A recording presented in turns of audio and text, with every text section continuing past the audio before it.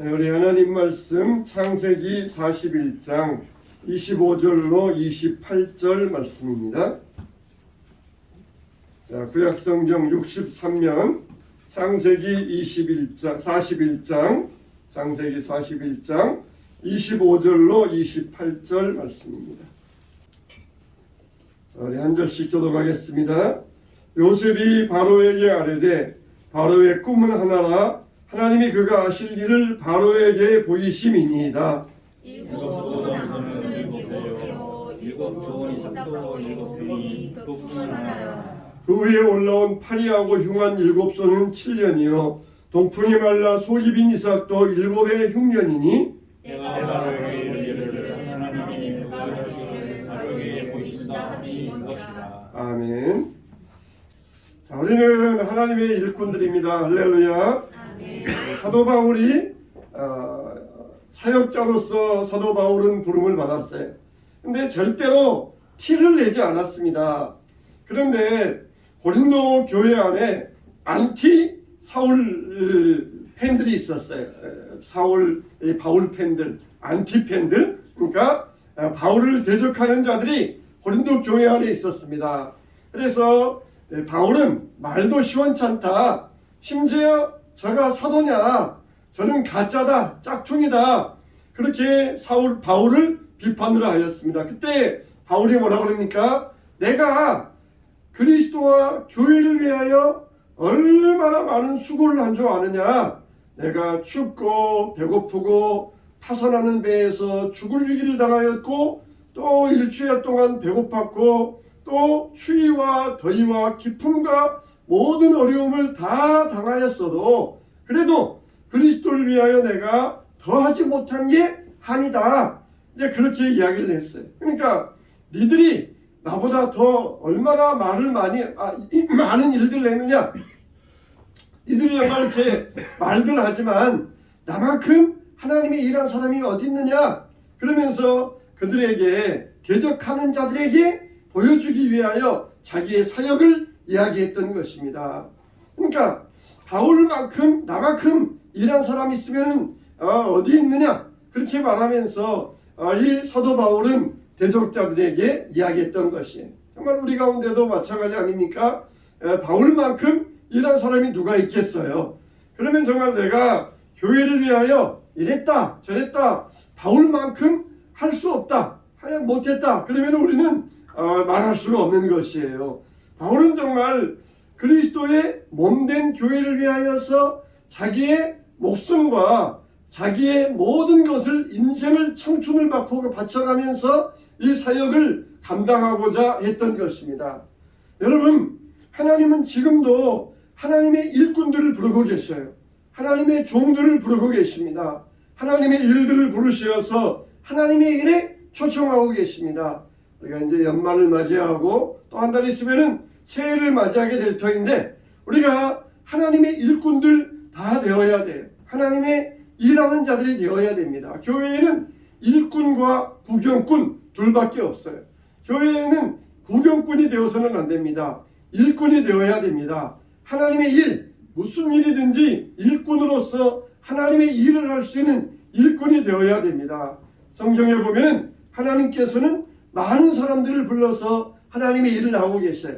먼저 보면은 야곱을 부르셨습니다. 창세기 28장 15절 말씀 우리 보시겠습니다. 자, 시작. 내가 너와 함께 있어 내가 어디로 가든지 너를 지키며 너를 이끌어 이 땅으로 돌아오게 할지라 내가 내게 허락한 것을 다 이루기까지 너를 떠나지 아니하리라. 또 하나님께서는 이 모세를 불러서 일을 하셔요. 시작. 하나님이 이르시되 내가 반드시 너와 함께 있으리라. 내가 백성을 애굽에서 인도하여 낸 후에 너희가 이 산에서 하나님을 섬기리니 이것이 내가 너를 보낸 증거니라. 또 하나님께서는 어떻게 하십니까? 또 여호수아에게 이런 말씀을 하셔요. 여호와께서 또 눈의 아들 여호수아에게 명령하여 이르시되 너는 이스라엘 자손들을 인도하여 내가 그들에게 맹세한 땅으로 들어가게 하리니 강하고 담대하라. 너가 너와 함께하리라 하시니라. 따라서 합시다. 강하고 담대하라. 내가 너와 함께하리라. 함께하라. 뭐 하려고 그러셔요? 하나님의 일 시키시려고 하나님 일도 안 하고 빈둥빈둥 놀고 있는 사람에게 야 강하고 담대하라 그렇게 말하시는 것이 아니라 하나님의 일하는 사람들에게 강하고 담대하라 내가 너와 함께하리라. 하나님의 일도 안 하면서 강하고 담대하라 내가 너와 함께하리라 그러시지 아니하셔요. 자, 그러면은 하나님의 일에 초청받은 사람들은 어떤 방법으로 일해야 되겠습니까? 첫째로 우리는 하나님의 주인 되심을 인정하고 일할 수 있어야 돼요. 요셉이 이 바로의 꿈을 해석해 줍니다. 그럴 때 바로에게 몇 가지 중요한 말들을 해요. 꿈을 해석하고 꿈을 미리 알려주는 이분은 누구냐? 바로 하나님이시라는 것입니다. 모든 역사를 주관하시는 분은 하나님이시라는 거예요. 창세기 41장 16절 시작. 요셉이 바로에게 대답하여 이르되 내가 아니라 하나님께서 바로에게 평안한 대답을 하시리이다. 또 25절에 시작. 요셉이 바로에게 아뢰되 바로의 꿈은 하나라 하나님이 그가 하실 일을 바로에게 보이심이니이다. 이 요셉이 이 애지몽이 있고 해몽가여 가지고 바로의 꿈을 해석해 주는 게 아니에요. 그 해석을 누가 하시느냐? 하나님께서 하신다는 것입니다. 애굽의 모든 학술자들, 애굽의 모든 지식인들, 애굽의 모든 박사들은 바로의 꿈을 해석하지 못했어요. 우리가 알고 보면은 야 그런 뜻이었구나. 별거 아니네? 세상의 일이 그러잖아요. 알고 보면은 별거 아니에요. 이 요셉이 바로의 꿈을 해석해 줍니다. 일곱 흉년, 일곱 풍년, 파리한 일곱 암소, 그리고 풍부한 일곱 암소, 파리한 일곱 이사, 또 충실한 일곱 이사. 이걸 해석해 줄 때 알고 나면 별거 아니에요. 그런데 모르면은 그 뜻이 어찌나 깊은지 아무도 알 수 없어요. 애굽의 모든 학술자들, 애굽의 모든 지식인들 그 꿈을 해석할 수 없었습니다. 왜 그렇습니까? 하나님이 감추어 놓으시니까 그 꿈을 해석할 수 없었던 것이에요. 그런데 이 꿈을 누가 해석해 줍니까? 하나님께서 하신다는 것입니다. 요셉이 뭐 신비하고 요셉이 꿈 해석가가 되어서 이 꿈을 해석하는 것이 아니라 하나님께서 이 꿈을 해석해 주신다는 것이에요. 그래서 요셉은 과거와 현재 미래 모든 역사의 주인이 누구냐? 하나님이시다. 그걸 분명히 선언했던 것입니다. 애국과 세계 모든 역사를 이끌어 가시는 분은 누구냐? 바로 하나님이시라는 것이에요.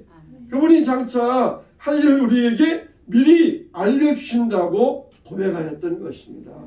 할렐루야. 세계 모든 역사의 주인은 하나님이십니다. 할렐루야. 사람이 자기가 주인처럼 행동하면 안 돼요. 얼마 전에 우리 또 이 고발 프로그램에 기독교에 대한 이 고발 프로그램이 나왔던 적이 있었어요.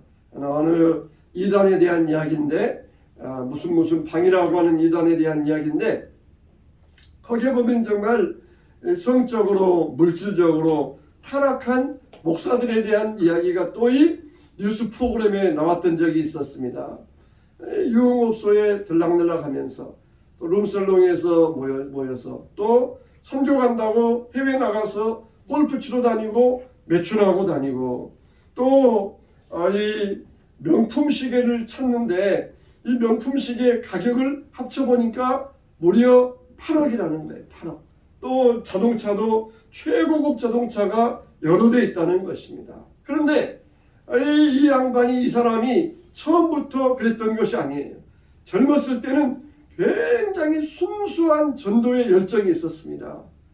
이 이름도 전도라고 할 정도로 오직 전도에 목숨 걸었어요. 순수하게 젊었을 때에는 정말 순수한 마음으로 했었는데 어느 순간에 그만 타락하고 말았다는 것이에요. 정말 이단 사입이 다른 경우 같으면은 그냥 교주 그런 정도에 불과했는데 이번에 나온 이 이야기는 아주 그냥 집단적으로 이 목사들 집단적으로 이렇게 타락한 내용이 나와가지고 물론 이단들의 이야기지만 참 또 목사라고 하니까 다 또 기독교에 대한 비판적인 이야기 아니겠습니까?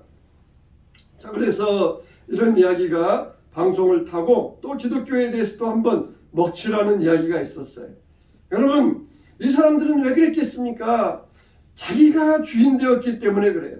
모든 것에 주관하시는 분은 하나님이셔요. 여러분, 우리가 전도하고 기도하고 내 힘으로 되는 겁니까? 하나님께서 하게 해주셔야 되지 않겠습니까? 그런데 자기 힘으로 내가 이루었다, 이렇게 자기가 주인 되어가지고 이렇게 하기 때문에 결국은 타락한 자가 되고 말았던 것이에요. 끝까지 사도 바울처럼 하나님이 주인이십니다. 오직 모든 영광은 하나님께 돌려드립니다. 나는 사라지고 그분이 흥해야 된다. 그러면은 이렇게 타락할 리가 있겠습니까? 그런데 자기가 주인 되었어요. 교회에서도 내가 주인 되면 안 됩니다. 그래서 내가 일한 다음에 왜 몰라주느냐, 내가 한 수고에 대해서 왜 칭찬하지 않느냐, 그러면서 이렇게 우리가 말하게 되는 것이에요.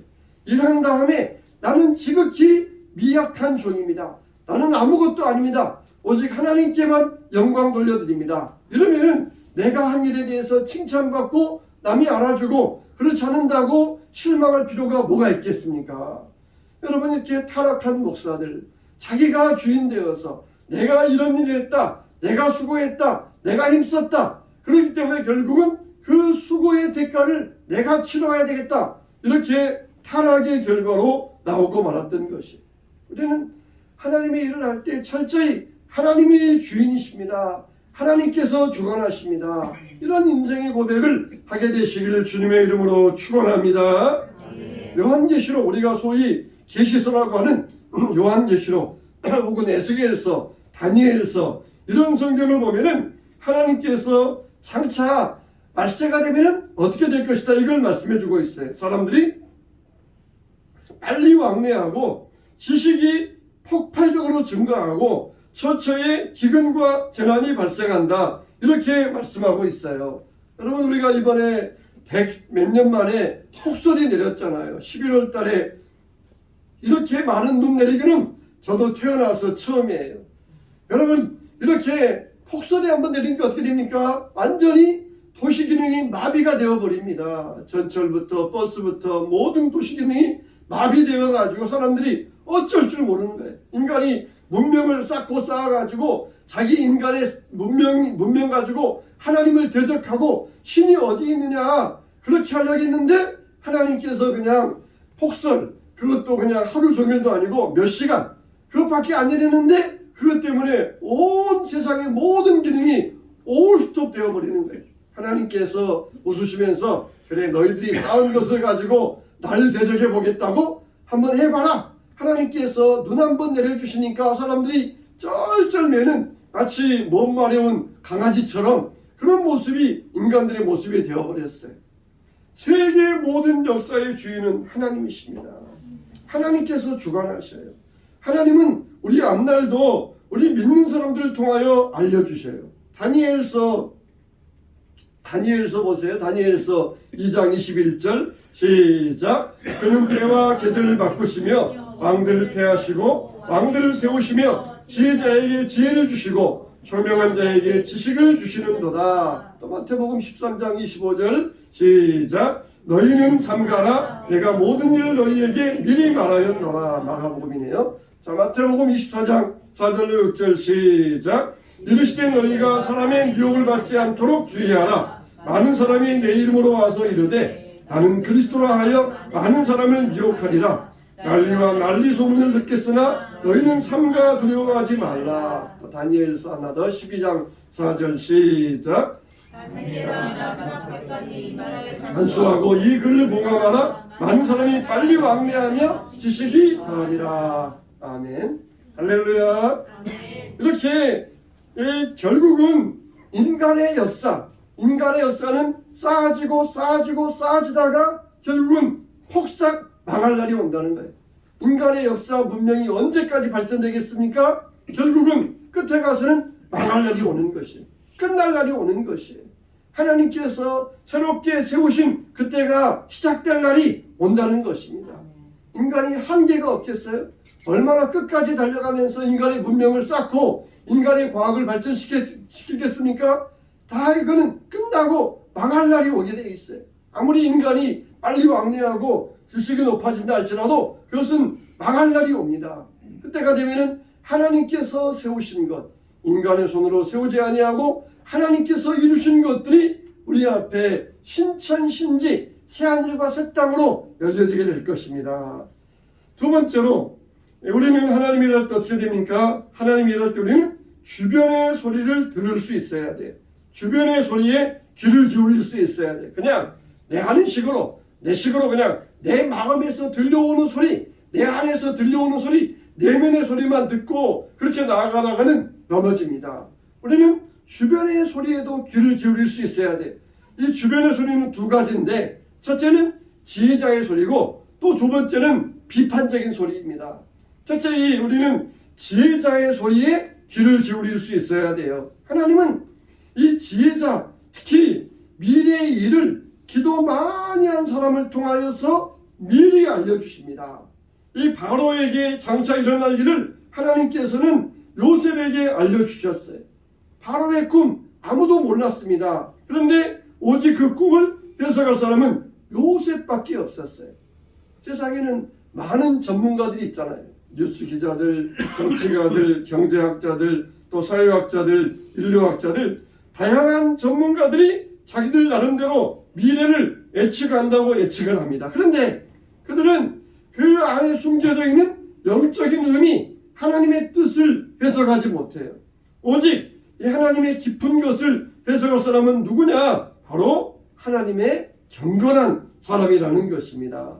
그래서 우리가 하나님의 영에 감동되면은 세상이 어떻게 변할지, 그래서 이 소리에 귀를 기울이고 이것을 해석하는 사명을 감당하게 되는 것이에요. 구술이 서말이라도 깨어야 보배라 그랬습니다. 깨어야 보배라는 것이에요. 여러분, 세상의 학자들, 이런 사람들은 일반적인 것은 알 수가 있어요. 일반적인. 그러나 결정적인 것은 어떻게 아느냐? 바로 하나님의 성령 충만한 사람을 통하여서 알게 하여 주신다는 것이에요. 요즘 식당에 대한 이야기 많이 있잖아요. 식당에 대해서 컨설턴트가 식당 가서 이렇게 바꿔보십시오. 그렇게 말해서 이 컨설턴트의 그 말대로 했더니 식당이 막 대박난 식당이 있다 그러잖아요. 이 컨설턴트가 어느 부대찌개 식당을 갔어요. 근데 이 부대찌개 갔는데 한번 상을 차려 보십시오. 그래서 왔더니 기가 막히더래요. 이 부대찌개가 아주 또 푸짐하게 있는데 또 그리고 반찬이 나왔는데 구첩 반상이 나왔어요. 구첩 반찬. 이 집은 이것 때문에 안 됩니다 그랬어요. 이 댁에 이 주변에 유동인구를 보니까 젊은이들이 많이 있는데 젊은이들은 부대찌개 나오면은 다른 반찬은 안 봅니다. 다른 반찬은 안 먹습니다. 부대찌개 하나 가지고 먹습니다. 또 그리고 젊은이 있으니까 여기에 라면도 무한리필 시키고 밥도 무한리필로 하십시오. 반찬은 한두 가지만 놓으십시오. 이렇게 몇 가지 컨설턴트 조언을 하고 왔다는 것이에요. 그래서 그 다음에 갔더니 문전성시를 이루어가지고 자기가 왔는데도 인사할 시간도 없이 이렇게 바쁘더라는 것이에요. 그냥 컨설턴트가 와가지고 몇 마디 이거 고치십시오 하고 갔더니 망하던 식당이 그냥 대박이 나가지고 그 식당이 아주 그냥 부자가 되었다는 그런 이야기 있잖아요. 여러분, 이렇게 세상에서도 지혜로운 사람이 한마디 해주면은 바뀌게 돼 있어요. 그러나 일반적인 것들은 알 수 있지만은 결정적인 것들은 알 수가 없어요.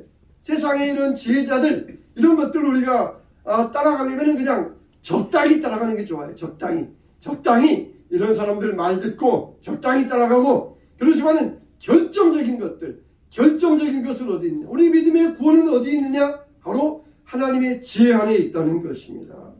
하나님은 지금도 지혜로운 자들을 통하여서 하나님의 뜻을 알려주셔요. 물론 하나님 우리에게 직접적으로 아무개야 막 왕왕 하면서 이렇게 직접적으로 하시는 말씀 아니에요. 이미 성경에 다 밝혀져 있어요. 이미 성경에 나온 그 말씀을 통하여서 우리에게 말씀하여 주시면서 앞으로 되어질 일들을 우리에게 일러주고 계신다는 것이에요. 성경은 이것을 통찰하게 하십니다. 성경의 통찰이라고 하는 이 사전적인 의미는 뭐냐? 예리한 관찰력으로 사물을 꿰뚫어 본다, 그런 뜻이 있어요. 그래서 통찰을 히브리어로 빈이라고 그래요. 빈. 그래서 알기 쉽게 명료하게 말한다. 그래서 성경적으로 통찰이 어떤 의미가 있느냐? 하나님의 뜻과 섭리의 이해, 인식, 깨달음, 이게 바로 성경적인 통찰의 의미예요.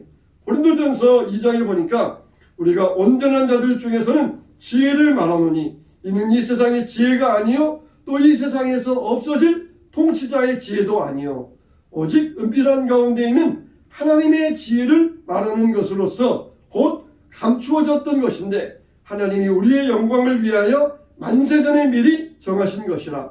오직 하나님이 성령으로 이것을 우리에게 보이셨으니 성령은 모든 것 곧 하나님의 깊은 것까지도 통달하시느니라. 통달하시느니라. 우리 다니엘서 1장 17절. 자, 큰 목소리로 시작. 하나님이 이 네 소년에게 학문을 주시고 모든 서적을 깨닫게 하시고 지혜를 주셨으니 다니엘은 또 모든 환상과 꿈을 깨달아 알더라. 자, 또 누가복음 12장 54절로 56절. 자, 시작. 너희가 구름이 서쪽에서 이는 것을 보면 곧 말하기를 소나기가 오리라 하나니 과연 그러하고 남풍이 부는 것을 보면 말하기를 심히 더우리라 하나니 과연 그러하니라. 외식하는 자여 너희가 천지의 기상은 분간할 줄 알면서 어찌 이 시대는 분간하지 못하느냐. 예수님께서 이 어리석은 자들아 이 천지의 기운은 분간할 줄 알면서 왜 이 시대는 분간하지 못하느냐. 하나님께서 성령 받은 믿음의 사람들에게 이미 이 천지 시대를 분간할 수 있는 지혜를 주셨어요. 이미 우리에게 지혜를 주셨습니다.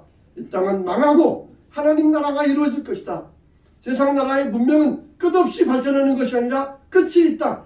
하나님 우리에게 그 이미 말씀해 주셨는데 왜 너희가 이 시대의 분별을 하지 못하느냐. 그렇게 우리에게 말씀해 주신 것이.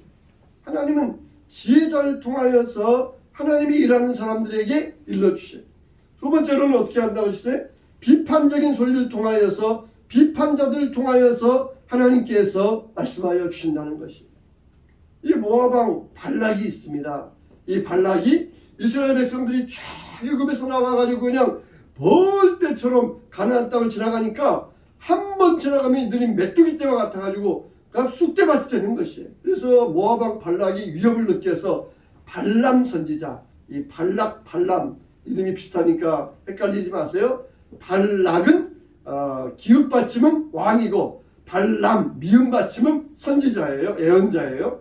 이 발람 예언자를 찾아가가지고 저 이스라엘 백성들을 저주해달라 그렇게 부탁을 합니다. 돈을 많이 줘. 그래서 처음에는 거절하다가 발람이 돈 주니까 마지못해서 가는 척하면서 저주하려고 갑니다. 하나님께서 발람에게 이 백성들은 내 백성이니까 절대로 저주하면 안 된다 그렇게 말씀하셨지만 발람이 돈에 끌려서 갈 때에 하나님께서 나귀의 입을 여십니다. 나귀의 입을 열어가지고 왜 비난한 자야 왜 깨닫지 못하겠느냐 그러면서 발람을 책망하셨어요. 나귀의 입, 인간이 나귀보다 훨씬 지혜로운데 이 지혜로운 자가 하나님의 뜻을 깨닫지 못하니까 어리석은 나귀의 입을 열어가지고 발람을 책망하였던 것입니다. 여러분 우리는 하나님의 지혜자들이에요. 하나님의 지혜받은 사람들입니다. 정말 믿는 사람들은 하나님의 지혜로운 사람들이에요. 자, 여러분들은 하나님의 지혜자예요. 할렐루야. 아멘. 우리는 여러분들은 지혜자입니다. 할렐루야. 아멘. 여러분 지혜자예요. 지혜자예요. 우리는 지혜자입니다. 하나님의 지혜자예요. 그런데 이 하나님의 지혜자들이 하나님의 뜻을 깨닫지 못하면은 세상 사람들을 들어가지고 우리를 책망하고 경고하신다는 것이. 오늘날 정말 교회에 대해서 안티 기독교인들이 교회를 책망하고 비판하는 그런 소리들이 있어요. 우리는 그 소리 가운데서 하나님이 경고하시는 말씀을 들을 수 있어야 됩니다. 나귀의 목소리도 경고의 목소리였어요. 우리가 하나님의 일을 할 때 우리는 자기 자신을 잘 들여다보아야 돼요. 그리고 반기독교 세력들이 안티하는 사람들이 말하는 말이 정말 교회를 핍박해서 하는 말인지 아니면 잘못된 길로 가니까 하나님께서 그 사람들을 통하여 경고하는 말인지 우리가 잘 구별하고 통찰할 수 있어야 됩니다. 하나님이 일하는 사람들은 지혜자의 말도 들어야 되고 비판적인 말도 들을 수 있어야 돼요. 하나님이 일할 때, 우리가 교회에서 일할 때 이러면은 저렇게 하면 좋겠습니다. 그러면은 그 말 들어야 돼요. 또 비판적인 말, 이 말도 들어야 돼요. 자기 내면에서 나오는 소리만, 자기 내면에서 하고 싶은 것만 하면은 절대로 안 됩니다. 지혜자의 말, 그리고 비판적인 말도 듣고, 그래야 올바로 하나님 말씀을 하게 되는 것입니다. 세 번째로, 우리가 하나님의 일을 하는 사람들은 어떻게 해야 되느냐? 따라서 합시다. 하나님 편에서 보아야 된다. 하나님 편에서 보아야 한다. 자, 이게 무슨 말입니까?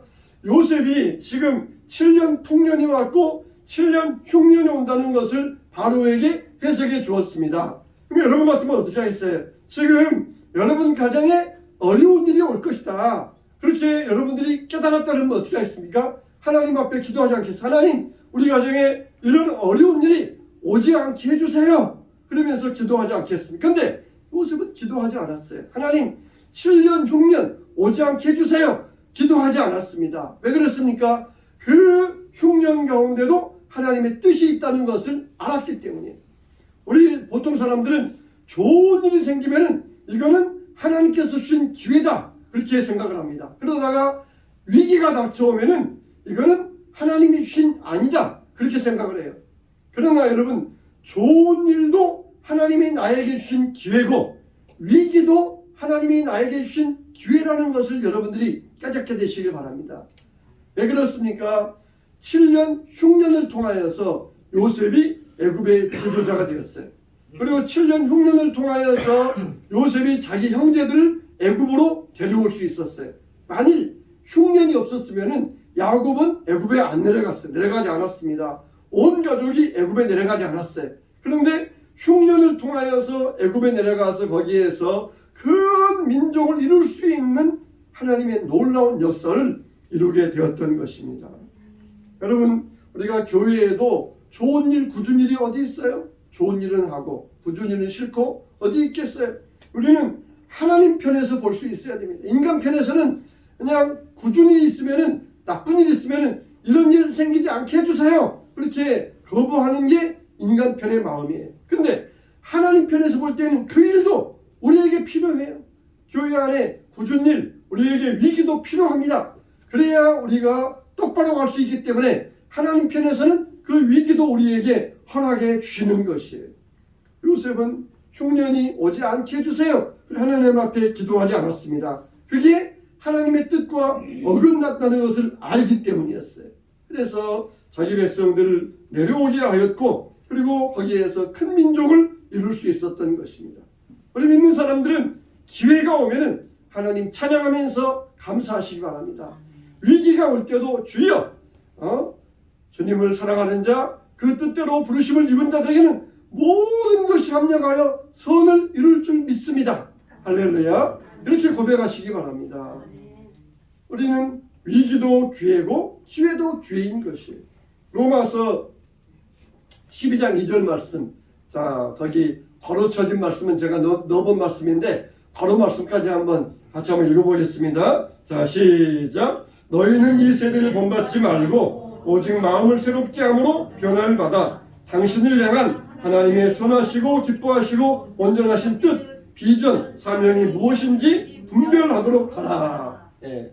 여러분들을 향한 비전과 사명이 무엇인지 분별하도록 하라. 하나님의 영에 감동된 사람들은 이 하나님의 뜻을 분별하게 돼 있어요. 흉년 가운데서도 하나님의 뜻을 알았고 하나님의 뜻대로 행할 수 있었던 것입니다. 네 번째로, 하나님이 일하는 사람들은 어떻게 해야 됩니까? 따라서 합시다. 깨어 준비해야 한다. 할렐루야. 하나님 위해서는 어떻게 한다고요? 깨어서 준비해야 된다 그랬어요. 위기를 대비하는 일을 해야 됩니다. 그래야 망하지 아니에요. 늘 분별력을 가지고 미래를 준비하면은 위기를 극복하고, 그리고 지혜로운 최후 승리자가 되게 된다는 것이에요. 요셉도 이런 분별력을 가지고 있었습니다. 솔로몬도 이런 분별력을 가지고 있었어요. 우리는 미래를 대비하는 자가 되어야 됩니다. 우리가 성경의 스타일 가운데 엘리야 스타일이 있고 요셉 스타일이 있어요. 엘리야 스타일은 어떤 스타일입니까? 엘리야는 그냥 그때그때 일하는 스타일이에요. 그냥 아무런 대책도 없이 광야에 갔는데 하나님께서 시냇가에서 까마귀를 통하여서 떡을 갖다 주시고 고기를 갖다 주셔요. 이게 엘리야 스타일이에요. 그냥 아무런 대책도 없이 계획도 없이 갔는데 하나님께서 인도하시고 먹여주시고 입혀주시는 그런 스타일이 있어요. 우리 신앙 스타일에도 그런 스타일이 있어요. 그냥 계획도 없이 대책도 없이 했는데 하나님께서 인도해 주시고 채워주시고 역사하시는 그런 경우가 있어요.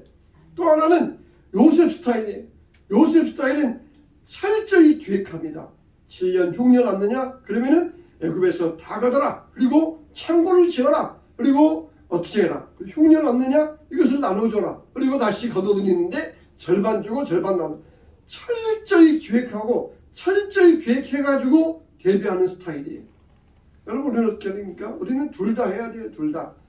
때로는 하나님 앞에 철저히 기획하기도 해야 되지만 때로는 대책 없이 나갈 때도 있어야 돼요. 대책 없이 나갈 때에도 하나님께서 인도하시고 하나님께서 채워주시는 거예요. 근데 요셉을 보면은 철저히 기획합니다. 미래를 대비하면서 철저히 준비를 하고 있었어요. 그래서 요셉은 7년 흉년이 와도 걱정함이 없었던 것입니다. 요셉이 어떻게 했다 그랬어요? 자, 창세기 41장 36절 시작. 이와 같이 그 공문을 이 땅에 저장하여 애굽 땅에 임할 7의 흉년에 대비하시면 땅이 흉년을 말미암아 망하지 아니하리이다. 이건 글씨 작으니까 제가 읽어드릴게요. 같이 들어보세요. 기근이 더욱 심하여 사방에 먹을 것이 없고 애굽 땅과 가나안 땅이 기근으로 황폐하니 요셉이 곡식을 팔아 애굽 땅과 가나안 땅에 있는 돈을 모두 거두어 드리고 내가 너희의 가축과 바꾸어 주리라. 그들이 그들의 가축을 요셉에게 끌어오는지라. 우리 몸과 우리 토지를 먹을 것을 주고 사소서. 우리가 토지와 함께 바로의 종이 되리니 애굽의 모든 사람들이 기근에 시달려 각기 토지를 팔았습니다. 땅이 바로의 소유가 되니라.